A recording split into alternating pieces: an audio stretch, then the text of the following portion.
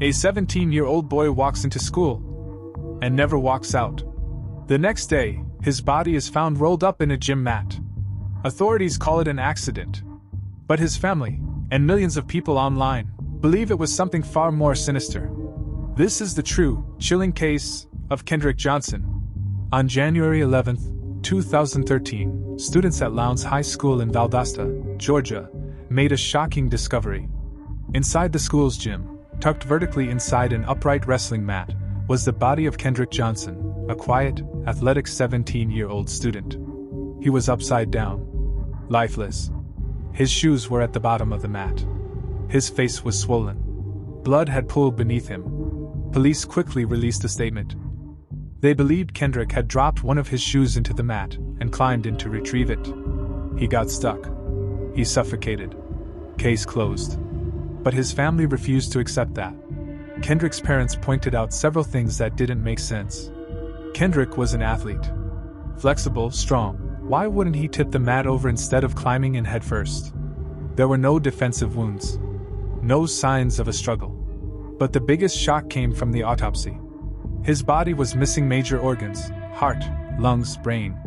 They had been replaced with newspaper. Outraged, Kendrick's family hired an independent pathologist for a second autopsy. His finding? Kendrick Johnson had died from blunt force trauma to the neck. Not suffocation. Not an accident. Someone, they believed, had attacked Kendrick, and someone was hiding the truth. Surveillance footage from the gym only deepened the mystery. Cameras showed Kendrick walking into the gym, but they never showed him leaving. Hours of footage were missing, skipped, corrupted, or deleted. Why? And who had access to edit school's security footage? Online detectives and activists suggested foul play.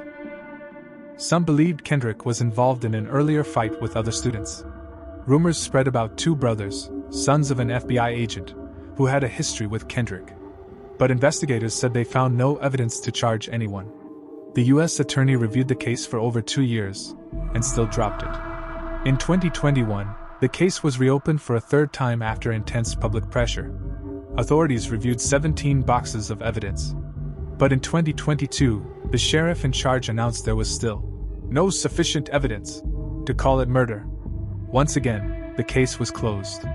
Kendrick's parents, Jackie and Kenneth Johnson, have never stopped fighting.